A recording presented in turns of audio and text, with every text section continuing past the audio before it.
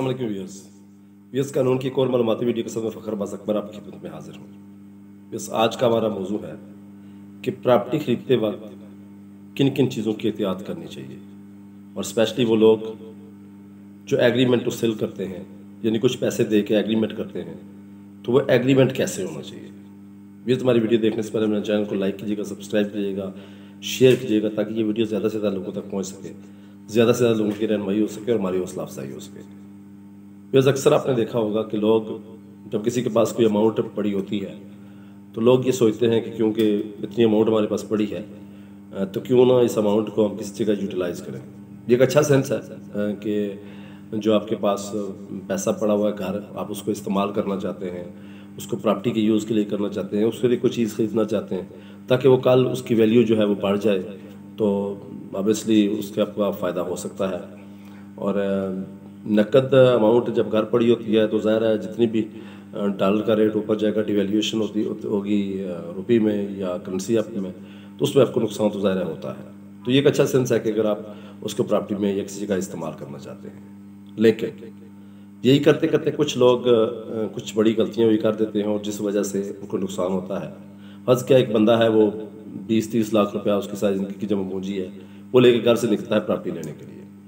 अब प्रॉपर्टी लेने के लिए जब वो घर से निकलता है तो वो एक एग्रीमेंट कर रहा है किसी के साथ कि ये मेरी जायदाद है और इसको हमने इस तरह लेना है, ये करना है। तो वो इतने पैसे अमाउंट दे रहा है और उसके बदले में क्या दे रहा है कि जस्ट एक स्टाम्प पेपर ले रहा है। अब कितनी अमाउंट दे रहा है और उसके बदले में सिर्फ क्या ले रहा है, एक स्टाम्प पेपर ले रहा है। अब स्टाम्प पेपर में सबसे पहले कुछ चीज़ें, एहतियाती चीज़ें मैं बता देता हूँ कि स्टाम्प पेपर लेगा कौन। स्टाम्प पेपर वो निकलवाएगा, आजकल तो ज़रा ई स्टाम्प है, तो स्टाम्प वो निकलवाएगा जो प्रॉपर्टी सेल कर रहा है, उसने स्टाम्प लेना है। बहक जिसको सेल कर रहा है उसके हक में लेना है। तो पहली बात ये क्लैरिफिकेशन होनी चाहिए कि स्टाम्प हमेशा जो प्रॉपर्टी सेल कर रहा है उस बंदे ने लेनी है और उसके हक में लेनी है जिसको सेल कर रहा है। ये होगी।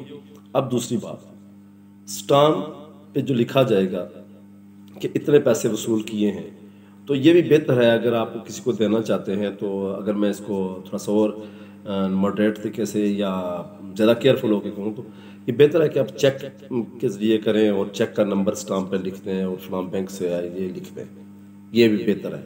या फिर आप अकाउंट से ट्रांसफ़र करें तो वो ट्रांजेक्शन लिख लें कि फलां अकाउंट से फलां अकाउंट में मैंने ट्रांसफ़र कर दिया, ताकि आपके पास एक प्रूफ रहे।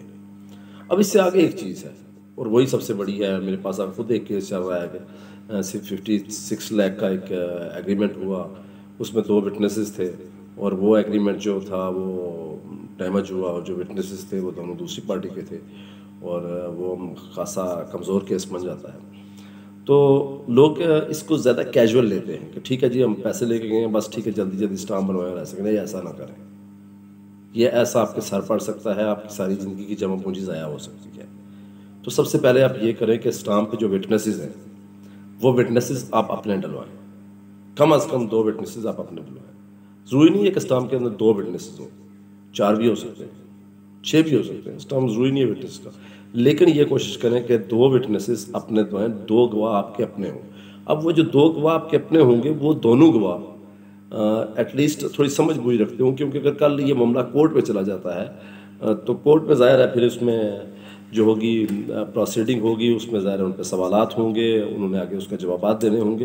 तो बेहतर है कि वो थोड़ी बहुत सूझबूझ रखते हों, थोड़े बहुत अगर पढ़े लिखे हों। बिल्कुल अगर एक मज़दूर है, कोई शरीफ इंसान है, कोई सादा बंदा है, अगर उसको अपने डाल दिया है गवाह और कल आपका मामला कोर्ट में चला जाता है, वो नहीं दे पाता गवाही, तो ज़ाहिर है फिर आपको नुकसान होता है। तो ये सोच रहे हैं कि 2 गवाह आपके अपने हों, ठीक है। ये ज़रूरी है कि आप जब भी किसी के साथ स्टाम्प करें तो 2 गवाह आपके लिए होने ज़रूरी हैं, क्योंकि इसकी वजह क्या है, आर्टिकल 79 है उसके मुताबिक कानूनी शहादत का आपको कोई भी डॉक्यूमेंट जब उसको प्रूव करना पड़ता है तो उसके लिए 2 अटेस्टेड विटनेसेस होने लाजिम है। यानी कि किसी भी एग्रीमेंट को साबित करने के लिए 2 गवाह होने लाजिम है। आपने एक अपना डाल दिया, एक उसका डाल दिया। जब एक डाल दिया तो उसका जो दूसरी पार्टी का गवाह है, अगर वो फ्रॉड करता है, वो गड़बड़ करता है, वो कहता है जी क्या, क्योंकि अब ये तो 4 माह गुजर गए, तो आजकल प्रॉपर्टी की जो प्राइस है वो डेली बढ़ रही है, तो वो कहता है क्योंकि ये तो अब बहुत आगे चला गया है। अब जब बहुत आगे चला गया है तो अब तो इसमें नहीं है, इसकी जो प्राइस है बड़ी बढ़ गई है, तो अब तो मैंने 30 लाख की भेजी थी, अब तो ये 40 की बिक रही है, तो मैं नहीं बेचना चाहता।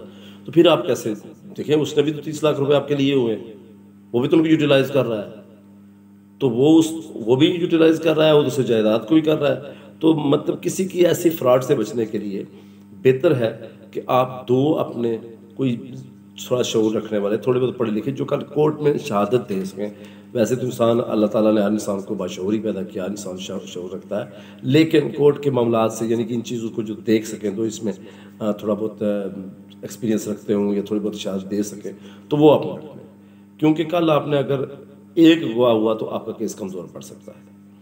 आपने फिर वो 2 गवाह डालने हैं, 2 गवाह आपने डालने हैं, 4 टोटल डालने, चाहे 2 तो 2 तक।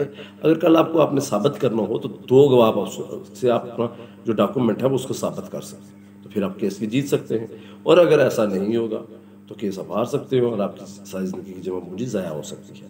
इसलिए जब भी कोई एग्रीमेंट करें, जब भी किसी जगह पे कोई ऐसी चीज़ करें, तो उसके लिए ज़रूरी है एग्रीमेंट की सूरत में कि एक स्टाम्प जो बेच रहा है उसके नाम का होना चाहिए। ये पहली चीज़ है, स्टाम्प उसके नाम का होना चाहिए जो बेच रहा है। नंबर 2, 2 अटेस्टेड विटनेसेस आपके अपने होने चाहिए।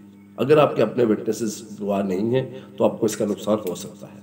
2 गवाह आपके अपने होने चाहिए। नंबर 3, एक चीज़ और भी होती है कि अगर किसी में से कभी कोई गवाह मर जाता है तो फिर वो आर्टिकल 80 है, वो उसमें करता है कि अगर कोई भी बंदा उसको जानता है, उस गवाह को सही, ज़ाहिर है बच्चे ज़्यादा बेहतर जानते हैं कि मेरे वालिद साहब थे, वो साइन ऐसे करते थे, ये था वो था, तो फिर आप उसको उस एंगल से वो कर सकते हैं कि उनको गवाह एज ए गवाह पेश करते हैं। ये सहूलत है एक कि बेटे को वालिद की जगह आप गवाह पेश कर सकते हैं।